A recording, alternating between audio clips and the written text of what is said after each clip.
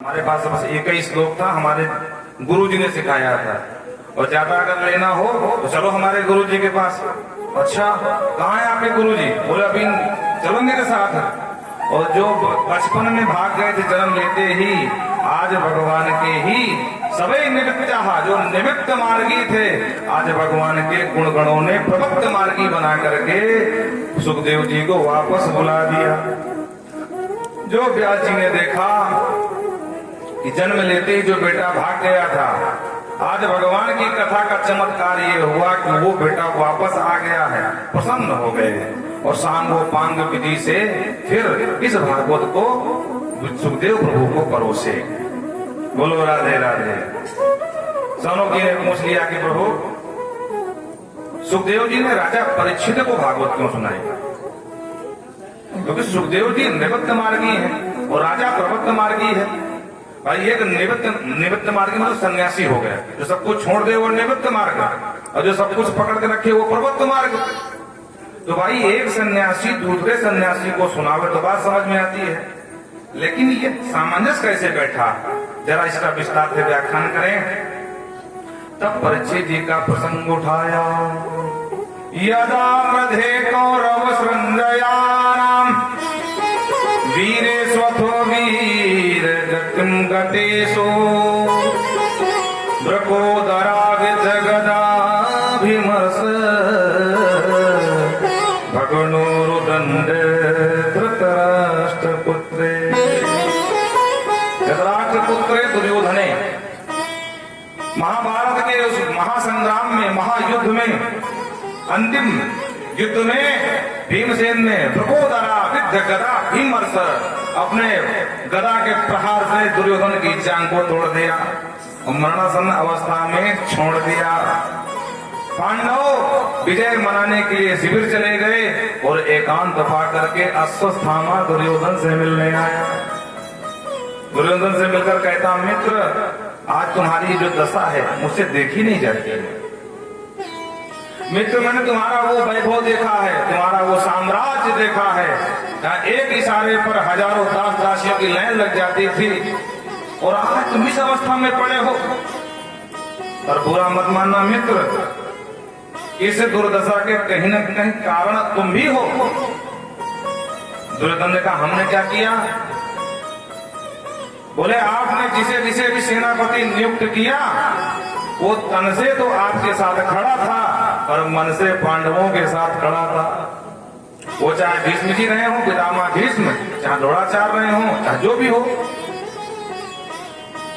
कहीं अगर कदाचित मुझे एक बार सेनापति बनने का अवसर मिल जाता तो आज युद्ध का परिणाम भी बदल दिया होता। पर कोई बात नहीं, अब सब कुछ तो खत्म ही है। दुर्योधन ने सोचा मरता का न करता, अंतिम अवसर है। दुर्योधन ने कहा, तब नहीं बनाया तो मैं अब तुझे सेनापति बना रहा हूं। और बहती हुई जांग से बहता हुआ रक्त अंगूठे में लगाया और वहीं अश्वस्थामा का तिलक कर दिया। बोले अब जो सेना बची है उसके तुम सेनापति, बाकी तुम्हारी सब सेना। कृपाचार्य कृतवर्मा अश्वस्थामा 2 4 5 बचे थे।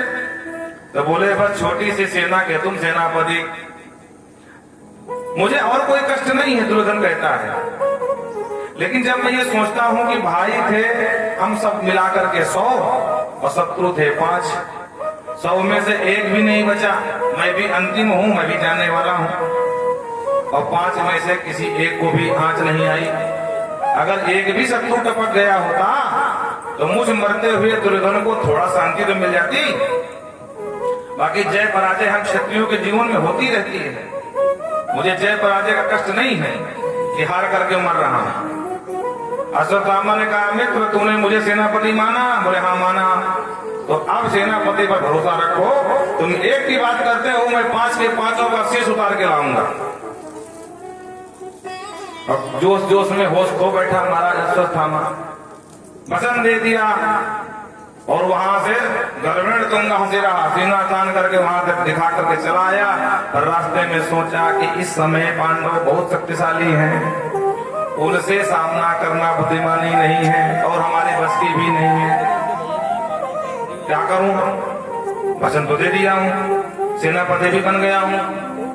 बोलो राधे राधे। भले ही चुनाव के 6 महीना पहले ही प्रधानमंत्री का पद मिल जाए, हमारी बहुत बड़ी बात होती है। बोलो राधे राधे।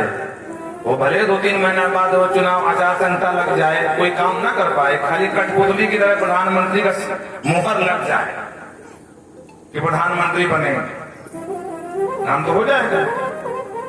तो भाई सही नहीं, पूरे 5 साल की सरकार मिली, अरे कुबड़ी में चुनाव आ गया है तो कम से कम अंतिम समय तो सरकार हमको मिल गई, सेनापति बना दिए गए। बोलो राधे राधे। लोग सेनापति तो मानेंगे अब हमको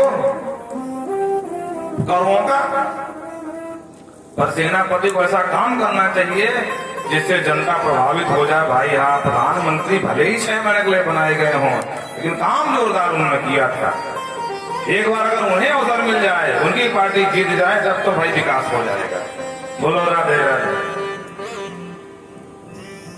तो क्या करूं? तो इसने योजना बनाई कि दिन में तो इनसे पार पाऊंगा नहीं, और रात में इनको सूक्ष्म रूप लेकर के गुप्त रूप से हमला करूंगा, सोते हुए मार डालूंगा और जा करके दुर्योधन को दिखा दूंगा। पर कहते हैं ना कि भगवान जिसको बचाना चाहते उसे कोई नहीं मार सकता। भगवान ने कहा देखो भैया भीमसेन, दादा भीम, अरे विजय की प्रथम रात्रि है, घर में मनाओगे क्या? तो क्या करें कन्हैया? बोले चलो बाहर कहीं महोत्सव पार्टी सार्टी करते हैं। बोलो राधे राधे। जैसे नेता लोग चुनाव जीतते हैं ना, उसके बाद की पार्टी होती है उनकी महीनों, करीब किसी दिन इस होटल में, किसी दिन उस होटल में, कहीं दिल्ली में, कहीं मुंबई में नहार चलती रहती है। तो भगवान सबको ले गए शिविर से निकाल करके, क्योंकि भगवान जिसको बचाना चाहे उसे कौन मार सकता? बाल नबा का कर सके तो सब जगह बैरी हो। तो भगवान निकाल ले गए। और इधर अश्वत्थामा आया, पांडवों की जगह पांडवों के बच्चे सोए थे, जो देखने में पांडव जैसे ही लगते थे। रात्रि के अंधेरे में पांडव समझ करके 5 के शीश उतार लिया, एक गट्ठर में बांध लिया, पागलों की तरह उछलता हुआ वो गट्ठर पीठ पर लेकर के दुर्योधन के पास पहुंच गया। देख मित्र, तू एक की बात करता था, मैं 5 के 5 शीश काट लाया, 5 पांडव मारे गए। दुर्योधन ने कहा सबसे पहले मुझे भीमसेन का शीश दिखा। अरे मेरे सामने दुशासन मेरे प्रिय भाई का सीना फाड़ कर इसने खून पिया था, इसलिए नरवीस के शीश को मसल के रख दूंगा महाराज। बोलो राधे राधे। और भीमसेन के बच्चे का जब शीश दिया गया, दुर्योधन के हल्के दबाव के प्रहार से शीश फूट गया खरबूजे की तरह। दुर्योधन चौंका और जब ध्यान से देखा, बोले अरे भागे, ये पांडव नहीं पांडव पुत्र थे, तूने तो हमारे वंश में पानी देने वाला भी नहीं छोड़ा, और हमारा इनसे क्या दोष था भाई? ये तो तुम्हारे बच्चे, इनसे हम क्या लड़ते? और अंत में पीड़ा को प्राप्त करता हुआ दुर्योधन का प्राणांत हो गया। अश्वत्थामा समझ गया कि अगर पांडव जीवित हैं तो हमारी कोई गारंटी नहीं कि हम जीवित रहें कि न रहें। तो अपने छुपने की जगह खोजने लगा, एक जंगल में जाकर गुफा में छुप गया। और इधर प्रातः काल हो गई, और जब देवी द्रौपदी ने अपने बच्चों का धड़ देखा पर शीश नहीं थे, तो चित्कार कर उठी महाराज, रोने लगी देवी द्रौपदी। माता शिशूनां निधनं सुतानां निशम्ब घोरं परितापमान् तदार्द्रवास्पकला कुलाक्षी तां सानन्दाः किरीटमान्। माता शिशूनां निधनं सुतानां, जब मैया द्रौपदी ने अपने 5 बच्चों का कटा हुआ धड़ देखा, निधन सुना, तो छाती पीट करके चित्कार करने लगी। इतने में भगवान सब पांडवों को लेकर के शिविर में आ गए। रोती हुई द्रौपदी को अर्जुन ने देखा, हाथ में गांडीव रहता ही था। अर्जुन ने डांटा, देवी द्रौपदी तुम क्षत्राणी हो, और क्षत्राणियों के जीवन में इस प्रकार धोना ठीक नहीं देता, अच्छी बात नहीं है। अरे हमारे जीवन में जय पराजय यश अभय मिलता रहता है। मैं तुझे तेरे बच्चे तो जीवित नहीं लाके दे सकता देवी, लेकिन मैं गांडीवधारी अर्जुन तेरे सामने तेरा पति प्रण करता हूं कि तेरे बच्चे के हत्यारे को जो भी कोई होगा तेरे सामने लाकर मारूंगा, इधर शांत हो जाओ। भगवान ने कहा वाह, तुम तो बड़े बलवान हो भाई, मानना पड़ेगा। तुमको पता है किसने मारा, कौन हत्यारा? अर्जुन का सरकार नहीं, मुझे तो पता नहीं है। तो क्यों बड़ी बड़ी हाँक रहे थे कांटी उठा करके? सरकार आप बताओगे ना। भगवान बोले हमारे बल से ही हाँक रहे थे। बोले नहीं तो कहा लखन लाल जी मिथिला में हाँ उछल रहे थे, हम ये कर देंगे, हम वो कर देंगे, पूरे ब्रह्मांड को गेंद के समान मोने की तरह उखाड़ के मारा। और सब राजा बैठे बैठे सोच रहे हैं, बोले भैया हमसे हीरा नहीं, और ये नेक सा बच्चा कह रहा है हम ब्रह्मांड को गेंद की तरह उखाड़ के घड़े की तरह फोड़ डालेंगे, मोने की तरह मरोड़ डालेंगे। बोलो राधे राधे। जब राजा बैठे थे तो उनको विश्वास नहीं हो रहा था कि भैया जो धनुष हमसे हिला नहीं, और ये बच्चा कह रहा धनुष छोड़ो, आप कहो तोड़ो छत्रक दंड के में, हम कुकुर मुत्ते की तरह उखाड़ के पूरे। बोलो राधे। छत्रक माने कुकुर मुत्ता, समझ लो ना, कुकुर मुत्ता वो जो गोबर में होता है, आंस में सफेद सफेद का ऊपर छाता जैसे लगा होता है वो। तो बोले कुकुर मुत्ते की तरह छत्राक युगाल कहा, उखाड़ के फेंक दो। भगवान बोले कितना तुम्हारे पास शक्ति आ गई, उठा सकते हो? बोले हाँ सरकार, लेकिन तब प्रताप बलनाथ। लगन लाल को समझ में आ गया भैया गलत फंस गए। हाँ बड़ी बड़ी तो हाँक रहे हैं लेकिन हमारा कोई बल नहीं है। तो प्रताप बलनाथ जो तुम्हारा अनुशासन पाऊं, कंदुक यू ब्रह्मांड उठाऊं। आप एक बार आज्ञा कर दो लगनलाल, इस ब्रह्मांड को उठा लो। तो सरकार आपका आज्ञा जैसे मिलेगी वैसे हम पूरे ब्रह्मांड को उठा करके मारा। अगल बगल राजा बैठे थे, आपस में काना फूटी करने लगे। अरे भैया यहाँ धनुष की छोड़ो, ब्रह्मांड उठाने की बात हो रही। अब भैया भूल मत जाना, ब्रह्मांड में हमारा भी घर आता है, और हम भी ब्रह्मांड में मिथिला भी आती है। और अगर इस बच्चे ने उठा लिया तो भैया अपना सबका क्या होगा? बोलो राधे राधे। तो ताकतवर अर्जुन कह रहे हैं कि प्रभु आप है ना, आप बताओ कौन मारा है? भगवान का ये बात है, हमारे बल से ही बखान कर रहे थे। बोलो नहीं तो कहा तो प्रताप बलनाथ। तो भाई देखो अर्जुन, बात ये है कि आप तुम्हारा इतना बड़ा दुस्साहस करने वाला शत्रु बचा नहीं है। हाँ एक है तुम्हारे गुरु जी का बेटा जिसका नाम है अश्वत्थामा, उसके अलावा ये कुकुर से कोई करेगा नहीं। सरकार वो कहाँ है? तो चलो मेरे साथ। भगवान तो घटघट के वासी हैं। भगवान देखा एक गुफा में छिपा बैठा है, भगवान लेकर पहुंच गए। भगवान ने कहा अश्वत्थामा अर्जुन से, अश्वत्थामा को ललकारो।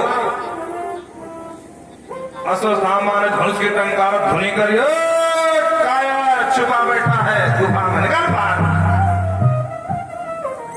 और जो वीर होता है ना ललकार नहीं सुनता किसी की। बोलो राधे राधे।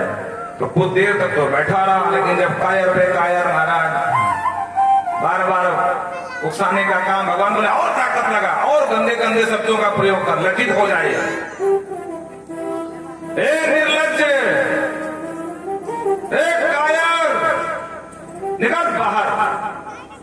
अश्वत्थामा।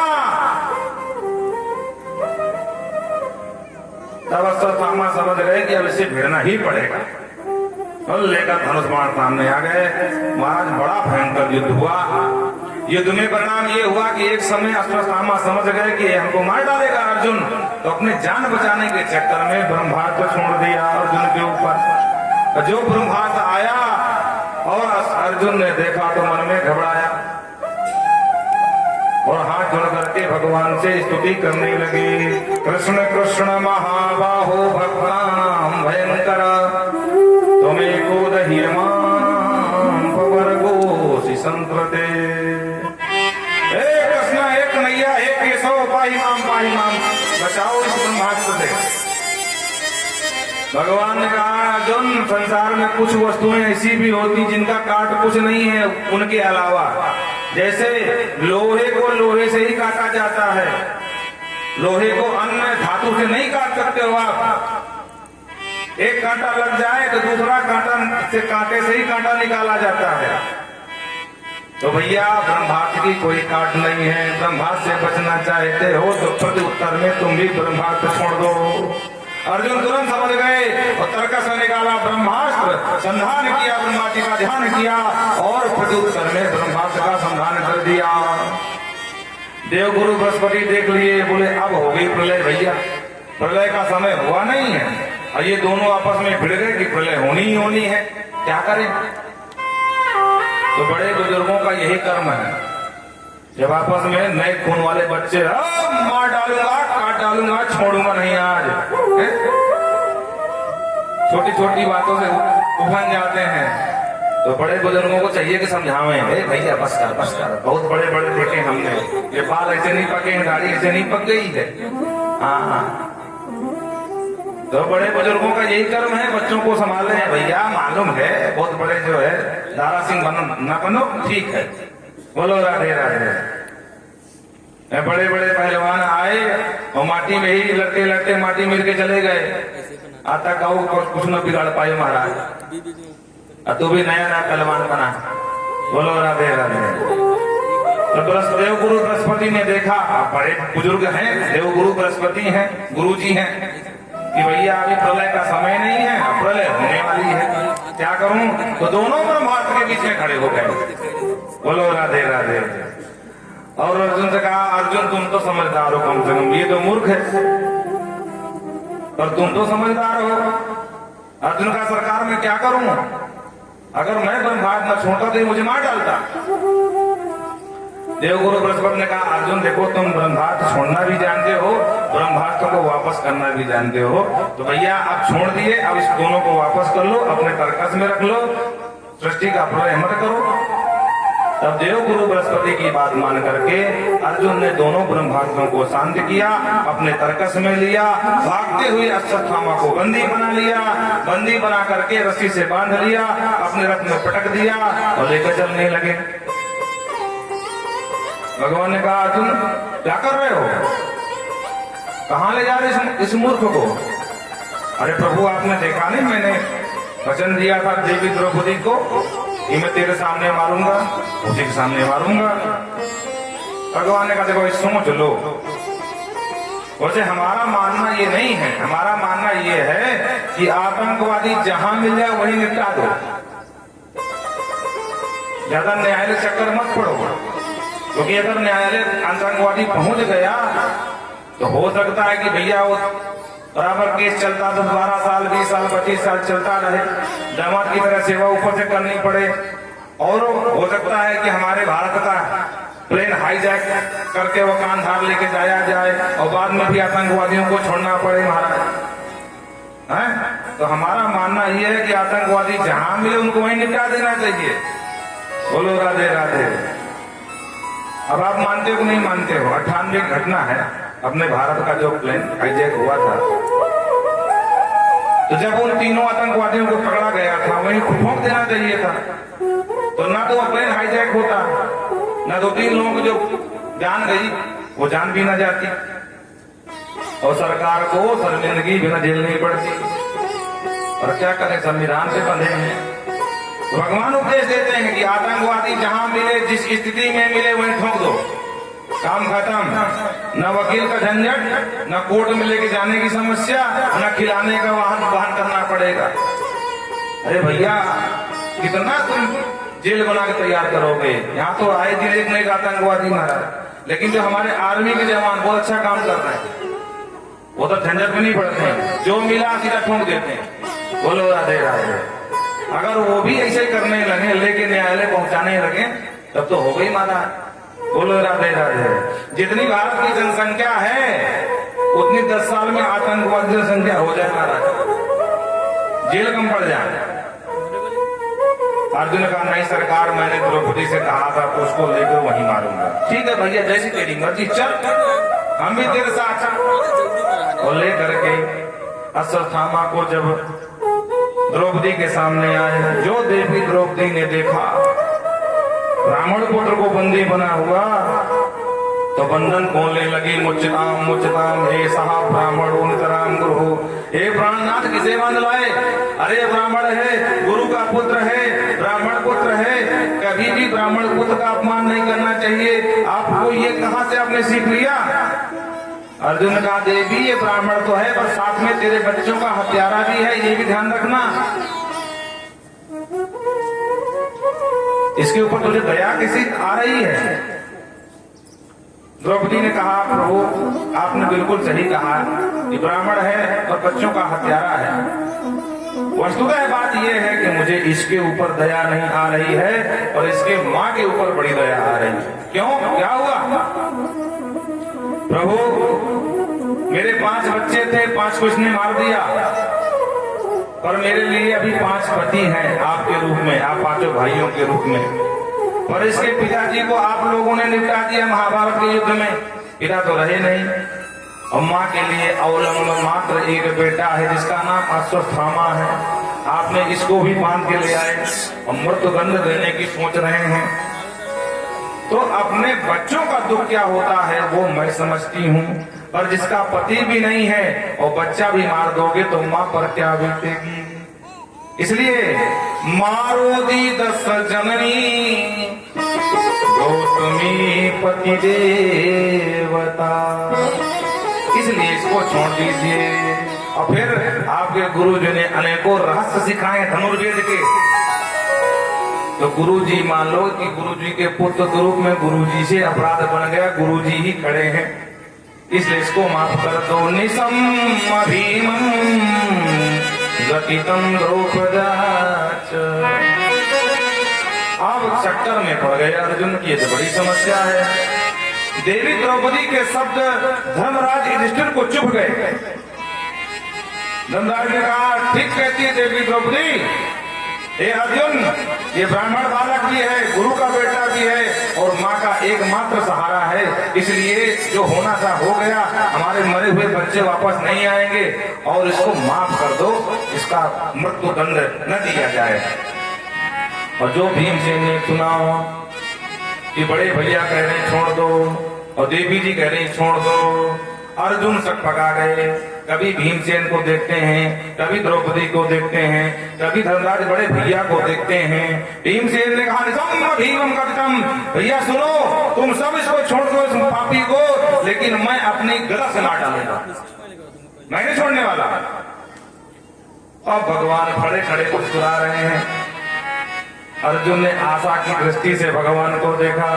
भगवान मानो इशारा कर रहे हैं कि भैया हमने पहले कही थी ये आतंकवादी जहां मिले वहीं ठोक दो, पर तब तो तुम बड़े महान आत्मा बन रहे थे कि नहीं नहीं भाई मैंने देवी जी को वचन दिया है, देवी जी के सामने मारूंगा। अरे भाई मार करके दिखा देना चाहिए, 100 इधर मार करके ले आया, पर नहीं, तुम वचन के बड़े पक्के बनते थे। बोलो राधे राधे। तो भैया अब न्यायालय में आ गए हो, अब जैसा न्यायाधीश फैसला कर समझो तो सरकार आप ही न्यायाधीश बन जाओ, आप फैसला कर दो। भगवान ने कहा देखो न्यायाधीश का पद हम संभाल सकते तुम्हारे लिए कहो तो, लेकिन एक शर्त है, हम जो फैसला सुनाएंगे सर्वमान्य होना चाहिए। आपस में सब लोग मीटिंग कर लो, फिर हमको पंच का न्याय बनाओ। पंचदेव में यही होता है, न्याय होता है। जब पंचायत होती है 5 देव माने जाते हैं, तो पंचदेवों में अगर हमको न्यायाधीश मानते हो तो हमारा फैसला मान्य होना चाहिए। सबने कहा ठीक है केशव, अगर तुम कहते हो तो हम तुम्हारी बात मानेंगे। पर भीमसेन बोले तो पर थोड़ा आवाज धीमी थी, मजबूरी बस बोल दी गई। भगवान ने कहा देखो भाई अर्जुन हमारे यहाँ विधान है, क्या करना है क्या नहीं करना है, क्या करना चाहिए क्या नहीं करना चाहिए, इसके प्रमाण शास्त्र हैं। शास्त्र जैसा कहें वैसा करना चाहिए। तो प्रभु आप इस स्थिति में, इस परिस्थिति में आपका शास्त्र क्या कहता है वो बता दीजिए। जैसे वकील होते ना, वकील जब कोई केस लड़ते हैं तो भी दलील देते रहते हैं, सर माय लॉर्ड अमुक सन में ऐसा ही केस आया था और सरकार अमुक जज ने ऐसा फैसला दिया था, तो मेरा भी केस लमसम वैसे ही है, आप समझ लो, एक बार विचार कर लो। तो दलील पेश करता है वकील। वकील का अर्थ क्या होता है? जहां न जाए भैया कील और फिर भी ठोक दे कील, उसे कहते हैं वकील। बोलो राधे राधे। हाँ, जहां कील की भी जगह न हो वहां फिर भी कील ठोक दे, वो उसका नाम वकील। बोलो राधे राधे। तो भगवान का देखो भाई दलील हम भी देंगे, हम भी आपको प्रमाण देते हैं। क्या प्रमाण है? तो ब्रह्म बंधुर न हंतव्य। भैया साथ कहते हैं ब्राह्मण कैसा भी हो उसका कभी वध नहीं करना चाहिए, कभी वध नहीं करना चाहिए। भीमसेन ने कहा जय हो तुम्हारी, कैसो हो गया काम तमाम, नीचे को सर कर लिए। पर सावधान अर्जुन, साथ तो ये भी कहता है एक ऐसा भी उलझा हुआ केस आया था, एक अमुक जज ने ऐसा भी फैसला सुनाया था। बोले क्या? बोले उन जज का कहना ऐसा था कि आतताई उदाहरणा, आतंकवादी कैसा भी हो, किसी जात का हो, किसी पंथ का हो, किसी समुदाय का हो, कहीं जहां भी मिल जाए वहीं ठोक दो। अब भैया कौन सा फैसला तुझे मानना हो तो तेरे दिमाग से। जो भीमसेन ने सुना कि पहले कहते हैं ब्राह्मण को मानना नहीं चाहिए और दूसरे में कहते हैं कोई भी वो छोड़ना नहीं चाहिए, भीमसेन ने कहा आप कहना क्या चाहते हैं? भगवान ने कहा दादा नहीं समझे? बोले नहीं।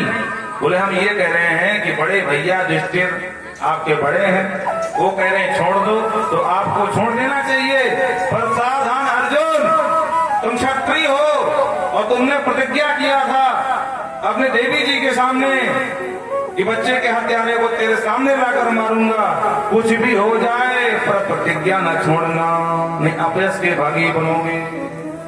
भीमसेन ने कहा जय हो तेरी टांग वाले,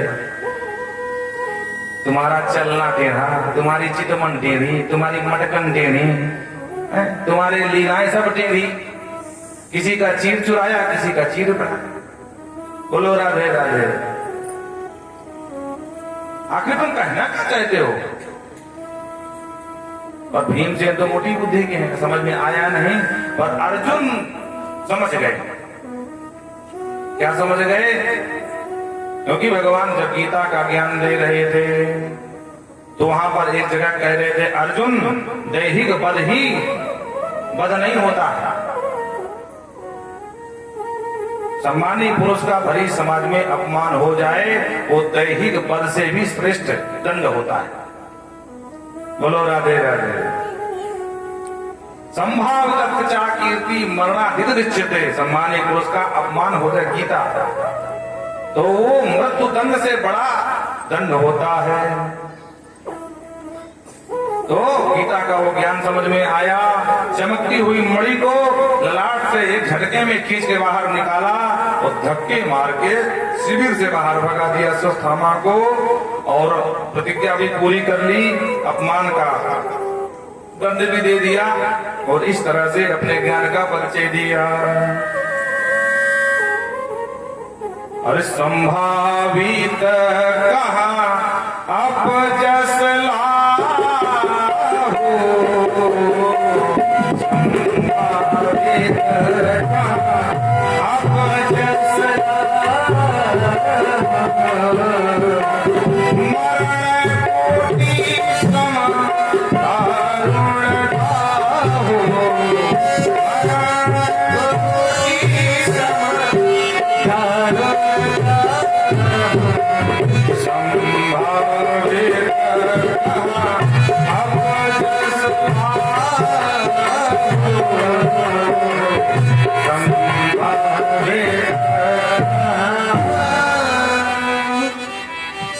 तुलसी भी कहते हैं सम्मानीय पुरुष का भरी समाज में अपमान हो जाए तो मरण कोटि सम दारुण दाहो, वो ऐसा दुख है कि पूरा जीवन दहकाता रहता है। इसी ने मेरा अपमान किया था। जब जब अपमान को याद करेगा उतनी बार मरेगा। अश्वत्थामा ने भी सोच लिया कि इनके परिवार में अब मैं कोई पानी देने वाला नहीं छोड़ूंगा। ब्रह्मास्त्र का संधान कर दिया। उत्तरा के गर्भ में चीखती चिल्लाती उत्तरा आई, भगवान को प्रणाम किया। भगवान ने उस ब्रह्मास्त्र से उत्तरा के गर्भगत शिशु का त्राण किया, रक्षा करी। बाहर आए, सब पांडवों को लेकर के भीष्म पितामह के पास गए। भीष्म पितामह का अंतिम दर्शन हुआ भगवान से। पितामह भीष्म की अंतिम इच्छा भी पूरी करी। क्या? इतमते कल्पिता वितृष्ण भगवती सात्पुंगवे विभूम कल्पिता वितृष्ण भगवती सात्पुंगवे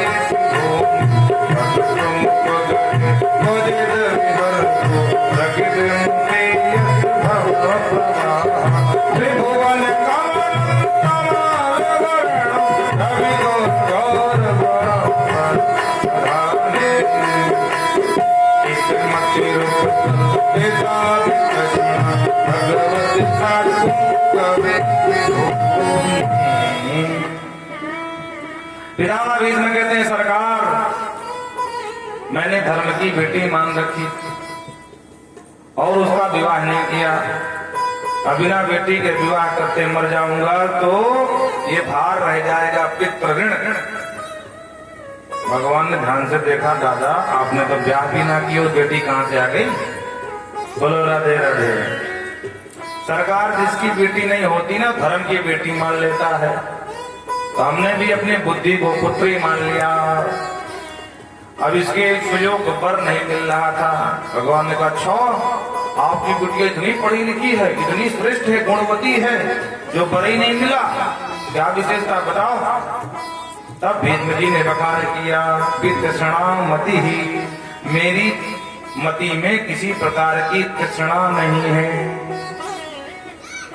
क्योंकि प्रायः जीवों में 3 प्रकार की तृष्णाएं होती हैं। पहले पुत्रेषणा, पुत्र की इच्छा, लोकेषणा, लोक में जय जयकार हो, और वित्तेषणा, धन की तृष्णा। तो सरकार हम राजा बने नहीं तो धन और लोकेषणा से कोई मतलब नहीं, और शादी करी नहीं तो पुत्रेषणा से कोई मतलब नहीं है। सुत वित्त ईश्वर विश्वनाथ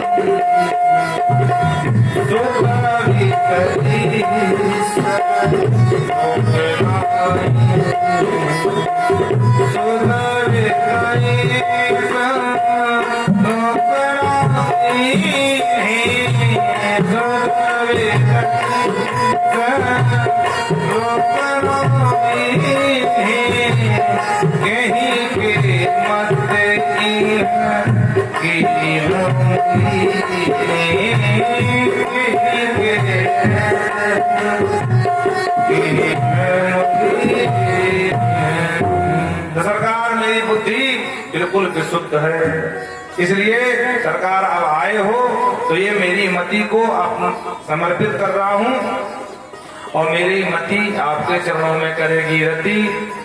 आप बन जाओगे इसके पति, तो मुझ भीष्म को मिल जाएगी सदगति। बोल भीष्म जी महाराज की जय। और प्रणाम करते हुए भीष्म जी को, भीष्म जी यहाँ से चले गए भगवान को प्रणाम करते हुए, और भगवान अंत में द्वारिका पधारे। 7 महीना हो गए वापस नहीं आए। भीमसेन से एक दिन युधिष्ठिर ने कहा, भीमसेन तवान हो जाए गत्ता सप्ताह धुना मासा, 7 महीना हो गया आया क्यों नहीं? मुझे किसी अशुभ की आशंका हो रही है, भगवान जाने क्या होने वाला। तो इतने में सामने से अर्जुन आते दिखाई पड़े। अर्जुन से पूछ लिया, क्या हुआ अर्जुन, तुम्हारा मुख मलिन क्यों है, क्या समस्या है? तो अर्जुन ने भगवान के स्वधाम गमन की कथा सुना दी। वंचितो हम महाराज हरिना बंधु रूपिणा। हे महाराज, आज हम कन्हैया के अनुग्रह से वंचित हो गए। क्या हुआ? बोले सब आपस में मदिरा पी करके चतुष्पंचावशेषतः 4-5 बचे हैं। भगवान के सामने सब आपस में लड़े मरे। दुर्वासा का श्राप लग गया और भगवान भी लीला संवरण करके सुधाम को चले गए हैं। भगवान ने जाते जाते कहा, अर्जुन ये हमारी पट्ट महसी हैं, रानियां हैं, इनको सुरक्षित हस्तिनापुर ले जाओ और देखना इनकी बराबर ध्यान रखना, खातिरदारी करना। और मैं उनको लेकर के जा रहा था कि भीलों ने उनकी रानियों को ही लूटे लिया। बोलो राधे राधे। अरे पुरुष बली नहीं हो तो है, समय हो तो बलवान, अभिल लूटी गोपिका, वही अर्जुन वही मान। अर्जुन का सरकार, ये भैया धनुष भी वही है, चलाने वाला अर्जुन मैं वही हूँ, लेकिन जब तक नाथ का कृपा बनी रही तब तक किसी की हिम्मत नहीं हुई। बड़े बड़े योद्धा पीठ दिखा करके भागते नजर आए युद्ध के क्षेत्र में, और आज जंगल में रहने वाले भीलों ने भगवान की गोपिकाओं को लूट लिया। इसलिए अपने जाने का प्रोग्राम बनाओ, क्योंकि अब यहाँ रहना ठीक नहीं है। छोटी सी पांचों भाइयों ने, जो कुंती बुआ ने सुना तो बुआ जी ने ध्यान किया, ध्यान करते ही शरीर को छोड़ दिया। पांचों भाइयों ने छोटी सी उम्र में जो उत्तरा के गर्भ से जिस बालक को भगवान ने बचाया था, समय पाकर उस बालक का जन्म भी हुआ। विद्वानों ने बड़ी लंबी चौड़ी भविष्यवाणी सुनाई। महाराज एष दाता सरंगस्य हतास्मि सस्यभिः यशो विकृता स्वाना दौस्यन्तिष्ट माधवः। हे प्रभु, ये बड़ा ब्रह्मांड होगा, ब्राह्मणों का सम्मान करेगा, धर्म का उत्थान करेगा, शिवी की तरह विशाल हृदय होगा, अनेक प्रकार महाराज भगवान राम की तरह सबका शरण में लेने वाला होगा, बड़ा दाता होगा, बड़ा दयालु होगा। पर एक समस्या है। बोले क्या? तक्षात मनोमृत्यु हो दुजह प्रत्यो प्रपस्रा, लेकिन इसकी मौत तक्षक के काटने से होगी। धर्मराज ने कहा, सरकार ये आपने क्या बता दिया? तो ब्राह्मणों का चिंता की बात नहीं है, एक बहुत बड़े सन्यासी का संग मिलेगा तो तक्षक तो काटेगा पर सदगति प्राप्त हो जाएगी। धर्मराज ने कहा कोई बात नहीं है। और आज जब अर्जुन ने बताया तो छोटी सी उम्र में परीक्षित को गद्दी पर बिठाया। इस लोक के विख्यात परीक्षित प्रभु, नाम उसका हुआ परीक्षित। और पांचों भाई हिमालय की यात्रा में, स्वर्गारोहण की यात्रा में निकल गए। तो छोटी सी उम्र में छोटे से बालक को राजगद्दी का भार मिला, लग गई समाधि। बोलो राधे राधे, बोल वृंदावन बिहारी लाल की। बहुत छोटी सी उम्र है महाराज परीक्षित की, सोइएगा नहीं कथा चली जाएगी। और एक दिन विचार किया, जरा मैं अपने राज्य की सीमाएं देखा हूं, कहां तक मेरे राज्य की सीमा है। मंत्रियों के साथ भ्रमण कर रहे थे अपने राज्य की सीमांत का। अनेक गांवों का भ्रमण किया। जहां जाते हैं तो लोग उनके पुरखों की प्रशंसा करते हैं, अरे भैया धर्मराज का राज्य बहुत ही अच्छा रहा। और पता है उन्होंने त्याग पत्र दे दिया, हिमालय को चले गए तपस्या करने। और हमने सुना है छोटे से बच्चे को गद्दी पर बिठा दिया। भगवान जाने क्या राह चला पाएगा, ना पढ़ा लिखा कुछ है नहीं है, क्या शासन करेगा ये। कुछ कहते नहीं भाई कुछ भी हो, फिर अभिमन्यु का पुत्र है वो अभिमन्यु जो महाभारत के चक्रव्यूह में सबको लोहे की चना चबवा दिया था। अंत में दुष्टों ने मिलकर के मारा उसे। अरे जब पिता वीर होगा तो क्या बालक क्या नहीं कर सकता है, वो जरूर शासन अच्छा करेगा।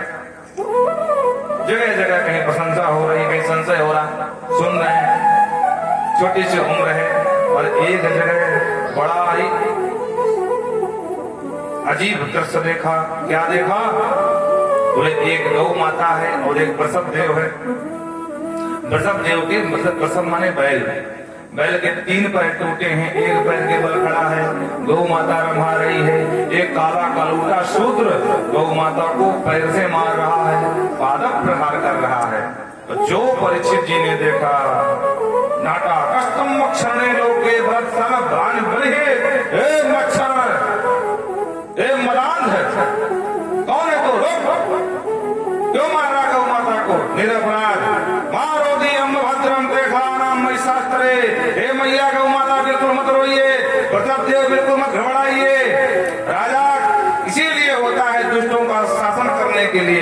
दुष्टों को दंड देने के लिए अभी हम इसको दंड देंगे। वो लेकर के अपना खड़ग प्रमाण लेकर के आगे बढ़े और जैसे ही तलवार चलाने की कोशिश करी तो वो काला कलूटा शुद्ध की तरह दिखने वाला राजा परीक्षित के चरणों में लेट गया। त्राहिमाम त्राहिमाम राजन त्राहिमाम त्राहिमाम, शरण में हूँ, रक्षा करो। तब महाराज परीक्षित ने पूछा, कौन है भाई तू? और ये दोनों कौन है? वृषभदेव से पूछा, सरकार आपकी दुर्दशा का कारण कौन है? आपके 3 पैर कौन तोड़ दिए भाई? वृषभदेव ने जवाब दिया, राजन किसको दोष दें? लोग कहते हैं कि भगवान की इच्छा के विरुद्ध पत्ता भी नहीं हिलता, तो क्या हम भगवान को दोष दें कि भगवान ने ही हमारे पैर तोड़ने में कारण है? लोग ये भी कहते हैं कि प्रारब्ध में जो होता है भोगना ही पड़ता है, तो क्या हम प्रारब्ध को दोषी माने कि हमारे प्रारब्ध में 3 पैर टूटना लिखा था तो टूट गए? और लोग ये भी कहते हैं कि जिस ग्रह की जैसी दशा हो उस ग्रह का वैसा फल मिलता है, तो क्या हम मान लें कि राहु की दशा में हमारे पैर टूटे? किसको दोषी माने? भगवान को माने, प्रारब्ध को माने, ग्रह को माने, या जिसने तोड़ा उसे माने? हम तो किसी को दोषी नहीं मानते। और जो ऐसे शब्द निकले वृषभदेव के मुख से, महाराज परीक्षित तुरंत समझ गए, धर्मं ब्रवीष धर्मज्ञ धर्मोसी प्रसरूप धृग। हे प्रभु, मैं आपको पहचान गया, आप साक्षात धर्म का स्वरूप हैं। सब बस अंदर ये है वृषभ रूप धृग, बैल के रूप में आप साक्षात धर्म खड़े हैं, क्योंकि धर्म कभी किसी की निंदा बुराई नहीं करता। आपके मुख से एक भी बार किसी के प्रति निंदा का शब्द नहीं निकला। आप धर्म हैं और गौ माता के रूप में साक्षात धरा देवी खड़ी हैं। लेकिन ये धूर्त कौन है? तुम दोनों के पीछे पड़ा है, ये बोले धूर्त कौन है? तब उस धूर्त ने अपना परिचय दिए, प्रभु मुझे कली के नाम से जानते हैं, मैं कली हूं। कली मतलब? बोले कलयुग। अरे राम राम, दुष्ट तू कहां से मेरी सीमा के अंदर आ गया? निकल जा मेरी सीमा के बाहर। कली ने कहा, सरकार कहां चला जाऊं? सप्तद्वीप वसुंधरा में एक छत्र आपका राज है, कहां जाऊं मैं? मेरा समय आ गया। लक्ष्य ततेषा सरासनम। और सरकार जहां जहां जाता हूं तो आप ही धनुष बाण लिए नजर आते हो, कहां जाऊं? क्योंकि आपका ही राज्य है, इसलिए मैं दीनहीन होकर के तुम्हारी शरण में आया हूं। क्षत्रिय धर्म है कि आए हुए शरण में जो भी आए उसको शरण दे दे। तो क्या मुझे शरण नहीं दोगे? क्या राजा कोई शरणागति बेकार हो जाएगी? तो संविधान में बन गए, बोलो राधे राधे। संविधान में मजबूर हो गए महाराज परीक्षित कि भाई तो बात तो सही कह रहा है, इस शरण में कोई भी आ जाए है? उसे त्यागना नहीं चाहिए। भगवान राम ने भी कहा कि भले रावण का भैया है तो क्या हुआ, लेकिन शरण में आना चाहता है तो हम उसको शरण देंगे। शरणागति जे तजय, जो शरणागति को त्याग देता है उसके समान पापी कोई हो ही नहीं सकता। ठीक है भाई, तुमको शरण देंगे, पहले ये बताओ कि तुममें क्या विशेषता है? कली ने कहा, सरकार विशेषता तो कुछ नहीं है। अरे कुछ तो होगी सरकार, वैसे तो मैं अवगुणों की खान हूं। बोलो राधे राधे। हाँ, मैं अवगुणों की खान हूं। मेरे युग में अनेक प्रकार की समस्याएं रही, पापाचार, भ्रष्टाचार, दुराचार, बात बात में कलह, उपद्रव, उल्का पिंड का गिरना, बार बार भूकंप का आना, अनावृष्टि, अतिवृष्टि, अति उष्णता, अति शीत, बाप बेटे को में आपस में चलता रहेगा महाभारत। महाराज ने कहा राम राम तो भी तो बड़े गुण है भाई, और कोई विशेषता नहीं? बोले हाँ एक विशेषता है। अच्छा क्या विशेषता है? तब इसने अपनी विशेषता बताया। महाराज अन्य युगों में जो फल योग से समाधि से तप से मिलता था, मेरे युग में कलौ केशव कीर्तिनाथ, मेरे युग में सिर्फ भगवान केशव का कीर्तन करने से वो सारा फल मिल जाएगा अनायासेन। न योग समाधि न तत्फलम सम्यक केशव कीर्तिनाथ। और हमको लगता है कई बार कि बाबा तुलसी ने इसी का उदाहरण दिया है। इसी श्लोक को चौपाई में लिखा है, कलयुग केवल हरि गुण गा, कलयुग केवल हरि गुण गा, वही भगवान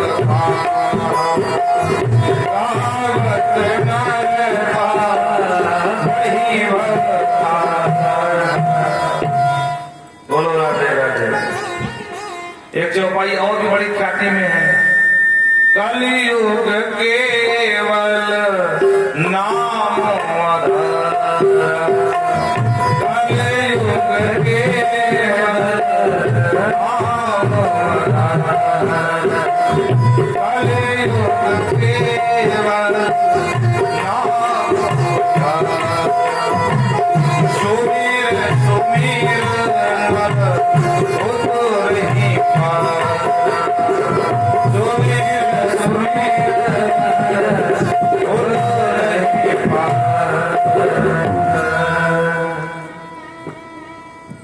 लेकिन वस्तुतः बात यह है कि ये चौपाई रामचरितमानस में है ही नहीं। बोलो राधे राधे। ये चौपाई मानस में नहीं है। तो महाराज जब मानस में तो कहां से आ गई? तो इस चौपाई को गुरु नानक जी ने बनाया था, और उन्हीं के द्वारा अब ये पूरे भारत में लोग जानते हैं कि मानस में लिखी है, पर मानस में नहीं लिखी है। मानस में ये है, कलयुग केवल हरि गुण गाहा, गावत नर पावहि भवथाहा। बोलो राधे राधे। दोनों का लमसम अर्थ यही है, कलयुग में राम नाम गाओ, सारे फल एक साथ पा जाओ। बोलो राधे राधे। न तप करने की आवश्यकता, न योग करने की आवश्यकता, न समाधि में जाने की आवश्यकता। कलो केशव कीर्तिनाथ। महाराज परीक्षित ने कहा भाई कली कुछ भी हो भाई, तू वैसे तो अवगुणों की खान है, पर तुझमें ये गुण बड़ा विशेष है। अरे भाई योग करने में, तप करने में, समाधि लगाने में शरीर को सुखाना पड़ता है, जलाना पड़ता है, मेहनत करनी पड़ती है, पंचाग्नि तपना पड़ता है, तब जाकर कुछ पुण्य मिलता है।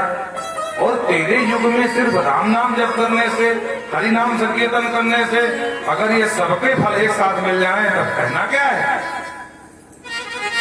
ठीक है भाई, तू शरण में आया है, तेरा एक गुण मुझे बहुत पसंद आया है, तो मांग ले,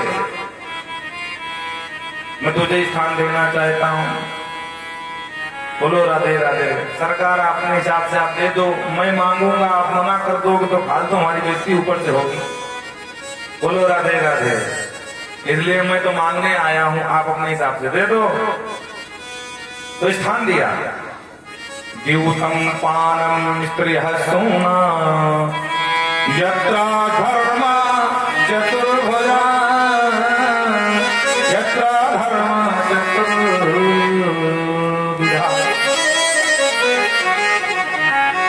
कली तुमको हम 4 स्थान देते हैं, 4 जगह तुम्हारा निवास होगा।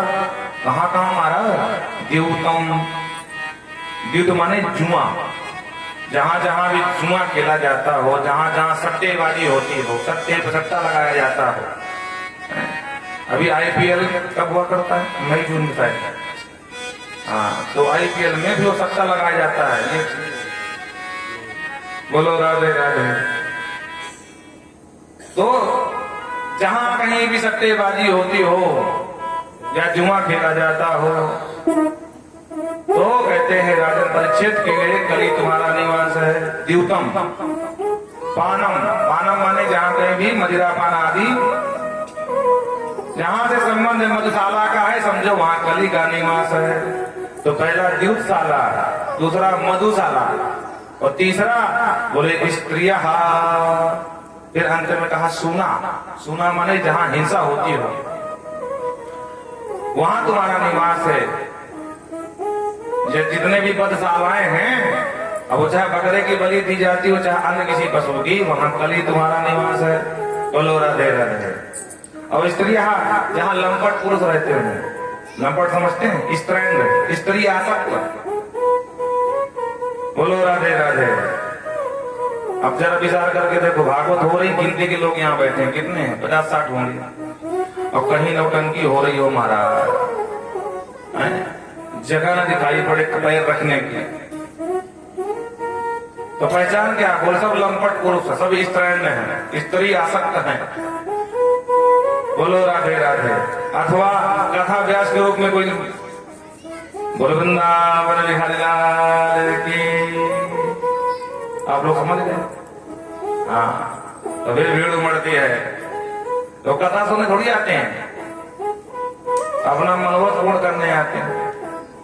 और जब वो नृत्यांगनाएं ठुमका मारती हैं, आजकल भी चलता है, अब आजकल शहरों में ज्यादा चल रहा है। हाँ, बड़े बड़े बियर बार खोले मारा, वहां नई नई लड़कियां, हमारे से बोलो राधे राधे। बड़े बाप की बिगड़ी औलादें पहुंच जाती हैं। हाँ, गिलास में गिलास लगा करके पार्टी करते हैं, कहते एंजॉय करो। हमारा आंखों से दर्पण करते जाते हैं, गिलास भी लड़ाते जाते हैं, दूसरी दुनिया में पहुंच जाते हैं। जो कुछ भी जेब की मनी होती सब वो लुटा के चले जाते हैं। बोलो राधे राधे। तो जहां कहीं भी इस प्रकार के कार्य होते हैं, कली तुम्हारा निवास है। कली ने कहा सरकार जैसा यात्री वैसे कमरे पकड़ा दिया।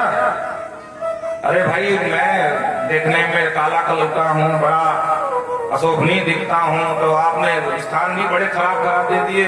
अरे कम से कम एक गुण मेरा अच्छा लगा आपको, तो एक स्थान तो ठीक ठाक दे देते हैं। जहाँ सुंदर सा एक अतिथि कक्ष बनवा सकता था, आने जाने वालों के लिए बढ़िया घर भवन खड़ा करा देता, जिससे लोगों का सम्मान हो सके।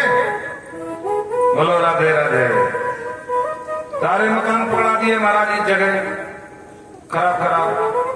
परीक्षित ने कहा भाई हाँ बात तो सही है, तुम्हारा एक गुण तो हमको बहुत पसंद आया है, तो एक स्थान तो अपने मन से मांग ले। तो पुनश्च आचमनाय जात रूप मदात् प्रभु, जात रूप मदात् प्रभु। पुनः याचना करने से आत्मरूप प्रदान कर दिया। आत्मरूप का मतलब इसी भागवत के 11 स्कंध में भगवान कहते हैं धातु नाम अस्मि कांचनम। भैया उद्धव, धातुओं में मैं सोना हूं। तो आज परीक्षित ने मांग लिया सरकार सोने में निवास और मिल जाता तो अपना व्यापार चकाचक चलता लंबा चौड़ा। ठीक है भैया, जा दिया तो सोने में निवास दे दिया। और इधर कली अदृश्य हो गया। राजन पूर्व की भांति अपना राजकाज में व्यस्त हो गए। एक दिन शिकार खेलने की इच्छा हुई तो महाराज जरासंध को मार करके भीमसेन उसी का मुकुट कहीं अंदर रखा रहा होगा, तो देखने में बड़ा सुंदर लगा। और जरासंध जैसे सम्राट का मुकुट, तो महाराज परीक्षित ने अपने मुकुट की जगह उसका मुकुट धारण कर लिया और शिकार खेलने पहुंच गए। अच्छा, अभी समस्या हो रही। भगवान 11 स्कंध में कहते हैं धातु नाम अस्मि कांचनम, सोने में मेरा निवास। और परीक्षित भी सोने में निवास कलयुग को दे दिए। तो अब तो समस्या हो गई, अब किसका निवास माने? भगवान का निवास माने कि कलयुग का माने? बोलो राधे राधे। सही बात है, दोनों बात भागवत में ही है। यहाँ परीक्षित कहते हैं कि जाओ तुमको सोने में निवास दे दिया, और भगवान उद्धव से कहते धातु नाम अस्मि कांचनम। बाथरूम में सोने में मेरा निवास है, उधो।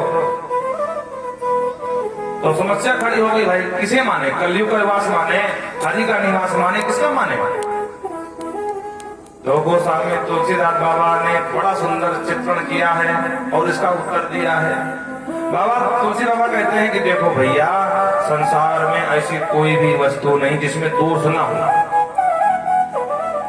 सभी वस्तुओं में दोष है। जड़ चेतन गुण दोषमय विश्व की न करता।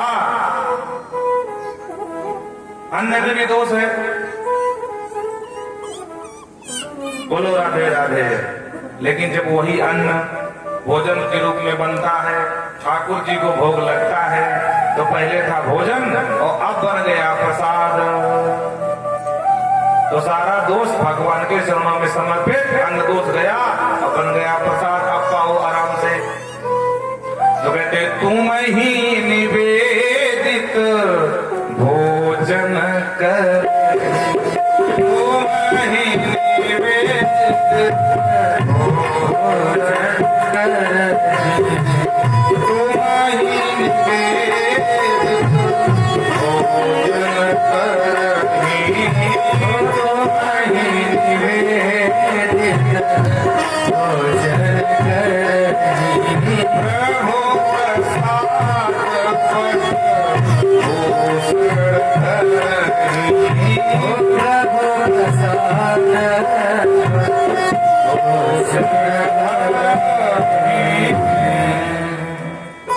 तो बाबा कहते हैं सब में दोष है। सीधे सीधे सोने की सुई धागा बनवा के लाओ और ठाकुर जी को ना समर्पित करो, कान में लटकाओ, तो हो सकता है एक गिर ही जाए महाराज, क्योंकि उसमें कलयुग का निवास था। आपने भगवान को समर्पित नहीं किया और सीधा कान में लटका लिया, तो हो सकता गिर जाए, हो सकता कोई खींच ले चलते हुए ट्रेन में। एक बार की घटना हमको याद है। हम आ रहे थे गुजरात से, ताप्ती गंगा नाम करके ट्रेन चलती है, मानिकपुर तक आती है, उसी से आ रहे थे। तो वो संभवतः प्रातः काल 4 बजे लमसम वो मानिकपुर पहुंचती है। हो सकता है कि अब टाइमिंग कुछ चेंज हो गई हो, बहुत पहले की बात है। तो बीच में जंगल पड़ते हैं, कुछ हम नाम उनको याद नहीं आ रहा, खंडवा के बाद की बात है, खंडवा पड़ता है। तो वहां पर ट्रेन धीमी हुई और एक महिला बिल्कुल सुंदर मोटी सी चैन पहने बैठी थी महाराज, वो साइड की खिड़की में बैठी थी। ट्रेन धीमी थी क्योंकि आगे जो है स्टेशन था कोई। तो एक चोर वो बगल से लटका, पहले ट्रेन में बैठा रहा और बैठ करके सारा मौका मुआयना कर लिया, किसके गले में है किसके गले में नहीं है। बोलो राधे राधे। और उसने देख लिया किनारे बैठी है महिला। तो जैसे ही ट्रेन धीमी हुई, भगवान जाने कहाँ का था, कौन था, वहीं आसपास का होगा, तो वो बगल से उतर करके आया और बगल ही बगल लटके लटके महाराज वो महिला के पास आया और सीधे खिड़की से हाथ डाल करके एक झटके में चैन खींचा और वो महिला बेचारी चिल्लाती रह गई, ले गो ले गो ले गो ले गो ले गो ले गो। हम लोग भी देखते रह गए, हमका आप जंगल में कौन ढूंढे हैं? और उस समय महाराज डकैतों का बड़ा आतंक था, ददुआ ठोकिया, भगवान जाने क्या क्या नाम थे उनके। तो ट्रेन वहां रुकती भी नहीं थी बिना किसी इमरजेंसी के, नहीं तो ट्रेन तक लूट लेने और डकैते महाराज बुंदेलखंड के उसकी है। तो कहने का मतलब कि सीधे सीधे सुनार के यहाँ से लाना, तो पहले भगवान को समर्पित कर देना, और अगर सीधे गले में डाला या कान में तो हो सकता गिर जाए, हो सकता कोई छीन ले जाए।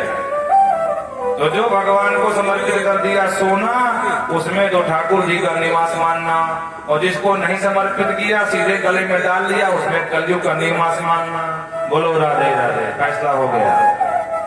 तुम ही निवेदित भोजन कर,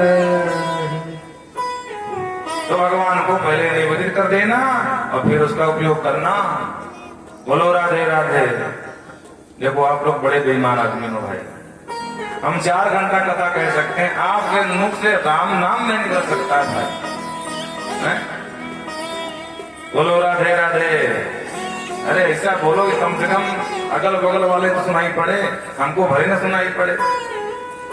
ऐसा बोलते जैसे कि नवरात्रि का व्रत करके चल रहा हो इनका। राधे राधे, इसे बड़ा कष्ट है बेचारियों को, हैं? और वो भी भगवान के नाम में कंजूसी, कितनी गलत बात है। बोल वृंदावन बिहारी लाल की।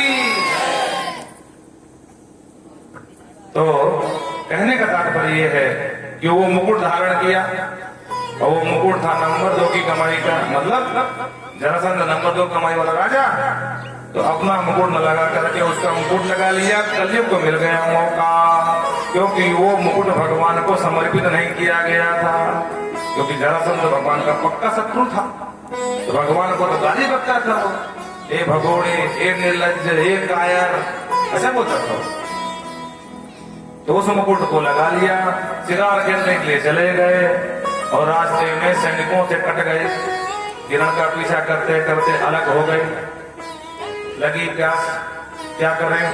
तो एक आश्रम दिखाई पड़ा, बाबा समीप की कुटिया। अब कुटिया में राजा पहुंचे, आवाज लगाई, महाराज जी। और अब जवाब कुछ मिला नहीं। फिर पुनः आवाज लगाई, महाराज जी। तो राजा को लगता है आश्रम में सुना है, कोई है नहीं। एक काम करते हैं, अंदर जाते हैं और जल पी करके चले जाएंगे। महाराज जी के पास धरा ही क्या है कि कोई चोरी का नाम हमको लगा देगा, और वैसे राजा है, उनका क्या सुनाएंगे हम। तो सीधे अंदर चले गए। अच्छा, आश्रम में कोई ताला दरवाजे तो होते नहीं थे पहले, कांच पात की वो कुटिया बनती थी महाराज, और उसमें एक खटिया लगा, दरवाजा लगता था। तो जब अंदर गए तो बाबा समाधि में बैठे दिखाई पड़े। राजा को भ्रम हो गया, ये महाराज जी ये सब सुन रहे हैं, सब जान रहे हैं कि राजा आया है, और राजा का कौन सम्मान करे फालतू में, झंझट कौन पाले। तो जान बूझ करके मौनी बाबा बने बैठे हैं। तो हम भी इनको मजा चखाएंगे। मरा हुआ सर्वदा धनुष की कोटी से उठाया, और समाधि में बैठे हुए बाबा समी के गले में पहराया। और बाबा की समाधि नंबर 1 की थी, बाबा को कोई प्रभाव नहीं हुआ। बोलो राधे राधे। हाँ, महात्माओं को पहचानने में भूल मत करना। आप सभी जानते हैं राजा प्रताप भान ने डुप्लीकेट महात्मा को सच्चा महात्मा मान लिया, जो कि प्रताप भानु का शत्रु ही था वो। बोलो राधे राधे। लेकिन वो महात्मा के भेष में आ गया। प्रताप भानु उसको हरा दिया था युद्ध में, और सब कुछ सर्वस्व छीन लिया था, राजपाट सब। और घर घर का भिखारी बना घूम रहा था, बड़े बड़े बाल बना लिया, और सुंदर से भगवा वस्त्र धारण कर लिया, और लंबा त्रिपुंड लगा लिया, और बाबा जी बन करके प्रताप भानु को जंगल में फंसा लिया। बोलो राधे राधे। और इसी योजना बनाई कि पक्का गुरु जी बन गए महाराज। गुरु जी कल्याण कैसे होगा? बोले ऐसे होगा, ब्राह्मणों को भोजन करा, मैं गुप्त रूप से आऊंगा भोजन बनाने, किसी को जानकारी नहीं होना चाहिए भैया, मैं तेरा कल्याण नहीं होगा, क्योंकि मैं देख रहा हूँ तेरा सर्वस्व लुटने वाला है। राजा ने पाखंडी को समझ लिया गुरु, और वो आया ब्राह्मणों के भोजन में मांस मिलाया, और जैसे ही देव समाज ब्रह्म समाज भोजन करने बैठी तो वो तो ब्राह्मण भोजन कर ही लेते, पर आकाशवाणी ने सावधान कर दिया, हे भैया ब्राह्मणों भोजन मत करना। बोले क्या हुआ? बोले भोजन में मांस मिला हुआ है। ब्राह्मणों को क्रोध आ गया, बिना कुछ जाने समझे प्रताप भानु को श्राप दे दिया, हे दुष्ट राजा, तेरी हिम्मत कैसे हुई हम ब्राह्मणों का धर्म नष्ट करने के लिए? जाओ हम श्राप देते हैं, तुम राक्षस हो जाओ। और जब श्राप मिल गया तब आकाशवाणी ने कहा, ए भैया ब्राह्मणों, राजा को तुमने श्राप उचित नहीं दिया, क्योंकि राजा की कोई इसमें दोष नहीं है, राजा के वटला गुरुजी का दोष है, और गुरुजी तो भाग गया। बोलो राधे राधे। तो डुप्लीकेट को असली समझ लो तो समस्या है। अच्छा, एक बार डुप्लीकेट बाबा हनुमान जी को मिल गए थे। बोलो राधे राधे। मारीच कालनेमी, हाँ, वृंदावन बिहारी लाल की। और हनुमान जी ज्ञानाम अग्रगण्यम है, परम बुद्धिमान है? अतुलित बलधामं हेमशैलाभदेहं धनुजवनकृशानं ज्ञानिनामग्रगण्यं सकलगुणनिधानं वानराणामधीशं रघुपतिप्रियभक्तं वातजातं नमामि। हनुमान जी की जब स्तुति करते हैं तो बोले ज्ञानियों में अग्रणी है, परम बुद्धिमान है, बुद्धिमताम वरिष्ठम, बुद्धिमानों में वरिष्ठ है, श्रेष्ठ है, वयोवृद्ध है। और अंत में कहते हैं एक एक गुण कहाँ तक गिनाऊं, बलवानों में अद्भुत बल के धाम है। बोलो राधे राधे। सकल गुण निधानम रघुपति प्रिय भक्तम वात जातम नमामि। बोले हनुमान जी महाराज की। तो हनुमान जी फंस तो गए थे प्रताप भानु की तरह, लेकिन हनुमान जी ने अपने बुद्धिमत्ता से वो जब वो जलाशय में स्नान करने गए उस तरह की जो मकरी थी, वो जो भी ग्राह कहो या ग्राही कहो, स्त्री रूप में थी वो, उसने जब पैर पकड़ लिया, हनुमान जी ने उसको जकड़ लिया, जकड़ के पटक दिया तो हनुमान जी के हाथ से वो मुक्त हो गई। उसने कहा अरे आंजनेय, अंजनी नंदन, ये कोई बाबा नहीं है। अच्छा आपको फंसा रहा है, वस्तुतः ये काल नेमी है, रावण का हितैषी है, आपका इनके न प्रकार मार्ग रोक रहा है। हनुमान जी का अच्छा भैया हमसे अच्छे घर तुम पाएंगे ना, अब हम तुमको बताएंगे। तो गए थे गुरु दीक्षा लेने के लिए, जल लेने। हनुमान जी वापस तो आए, गुरु जी ने कहा बच्चा स्नान कराए? बोले हाँ कराए। अच्छा तो बैठो, अब तुमको गुरु दीक्षा देंगे। बोले नहीं। बोले हमारे यहाँ नियम उल्टा है। बोले क्या नियम है? बोले हमारे यहाँ नियम ये है कि पहले गुरु जी को गुरु दक्षिणा दी जाए फिर दीक्षा ली जाए। बोलो राधे राधे। तो ठीक है बच्चा दे दे, तू ही दे दे। बोले इधर आओ, और धीरे से पैर पकड़ के महाराज और बाबा जी बने काल नेमी को हनुमान जी ने उठा लिया और चक्रधंजी की तरह घुमा के पटक दिया। तो बचे कुछ प्राण भी हो गए। गोविंदाय नमो नमः। बोल काल नेम मर्दन हनुमान जी महाराज की जय। तो डुप्लीकेट बाबा को पहचान लिया तो बच गए, नहीं फंस जाते प्रताप भानु की तरह। इसीलिए कहा गया मनोज भैया पानी पियो छान के, गुरु करो जान के। हाँ समझ लो, ये समझ लो आप कोई भागवत सुनाने यहाँ से दूर से आए हैं। बोलो राधे राधे। हाँ अभी भी लौट आओ। बोलो वृंदावन बिहारी लाल की जय। हर जगत के एक भजन हो जाए उसके बाद फिर होते कुछ हुआ भी नहीं है। सबको ऐसा लग रहा है कि जैसे भजन गाना ही तो आता ही नहीं। आओ